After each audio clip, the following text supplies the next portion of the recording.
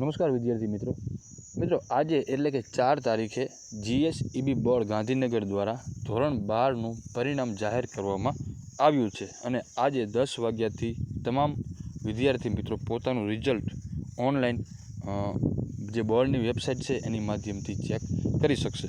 મિત્રો આપણે આજના આ વિડીયોની અંદર એ રિઝલ્ટ ઓનલાઈન કેવી રીતે જોવું એના વિશેની તમામ સ્ટેપ બાય સ્ટેપ માહિતી આપવાનો છું। એટલે જે વિદ્યાર્થી મિત્રો પોતાનું રિઝલ્ટ ચેક કરવા માગે છે તે તમામ વિદ્યાર્થી મિત્રો આ વિડીયોને અંત સુધી જોજો।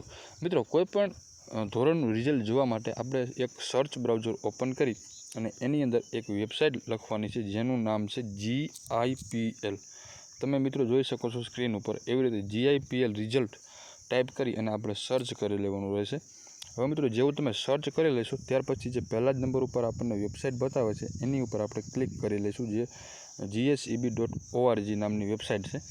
હવે એની ઉપર મિત્રો ક્લિક કરશો એટલે એક પેજ ઓપન થશે જેની અંદર તમારે તમારો સીટ નંબર એન્ટર કરવાનો છે। મિત્રો અત્યારે તમે સ્ક્રીન ઉપર જોઈ શકો છો એમાં આપણે આપણો સીટ નંબર લખવાનો ઓપ્શન બતાવે છે।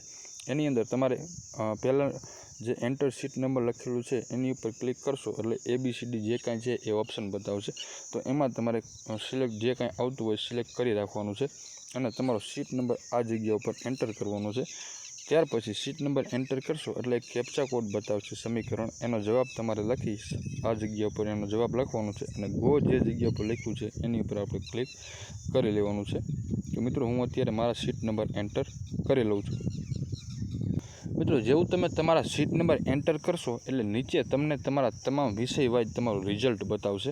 એમાં તમે મિત્રો જોઈ શકો છો આ જગ્યા પર વિષયના નામ બતાવશે અને તેની સામે કુલ ગુણ અને એની સામે મેળવેલ ગુણ બતાવશે। ત્યારબાદ તમારો ગ્રેડ પણ આ જગ્યા ઉપર બતાવશે।